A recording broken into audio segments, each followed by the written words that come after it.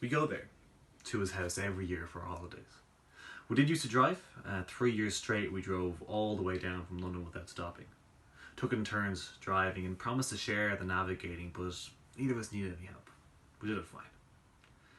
When Lucy was born we started flying there though, because the drive's not fair on a baby and he'd pay for the tickets.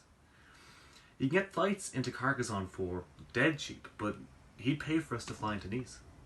And he'd rent us a car when we got there. The first time he sees her, he takes her by surprise a bit. He kind of looms over from behind her and he's wearing his glasses, these big old glasses, and he's a very, very tall man. So he takes her by surprise and she screams. Like living shit, believe me.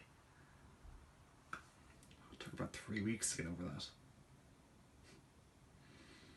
But she did. And then starts with the shuffling across the floor to reach him. The arms outstretched, making these little noises that basically mean, take me on your lap and tell me a story now, you funny old fucker. I don't care if you're meant to be weird. I don't care if you're meant to be scary. I don't care what anybody fucking thinks about you. I want a story and I want it now. Who could resist that? She starts wearing cardigans. That is me done for.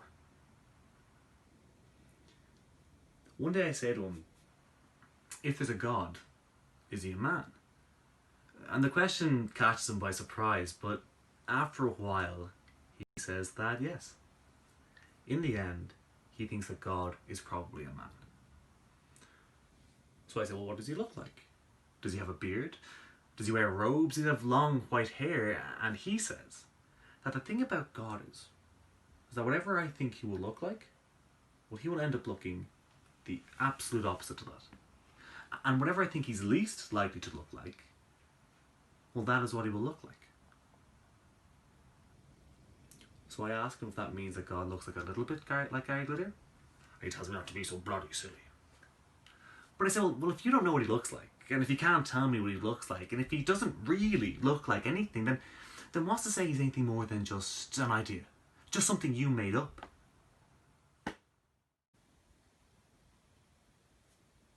Is this a dagger which I see before me? The handle toward my hand. Come, let me clutch thee. I have thee not, and yet I see thee still. Art thou not, fatal vision, sensible to feeling as to sight? Or art thou but a dagger of the mind? A false creation proceeding from the heat oppressed brain? I see thee still, in form as palpable as this which now I draw. Thou marshallest me the way that I was going, and such an instrument I was to use. Mine eyes are made the fools, or they're the senses, or else worth all the rest. I see thee still, and on thy blade and dudgeon gouts of blood which was not so before. There is no such thing. It is the bloody business that informs mine eyes thus. Now o'er the one half world nature seems dead, and wicked dreams abuse the curtained sleep. Witchcraft celebrates pale Hecate's offering, and withered murder, alarmed by his sentinels, the wolf, whose howled his watch, thus, with stealthy pace, with Tarquin's ravishing strides, towards his design, moves like a ghost. Thou sure and firm set earth, hear not my steps, which way they walk, for fear thy very stones prate of my whereabout, and take this present horror from the time which now suits with it. Whiles I threat he lives. Words to the heat of deeds too cold breath gives.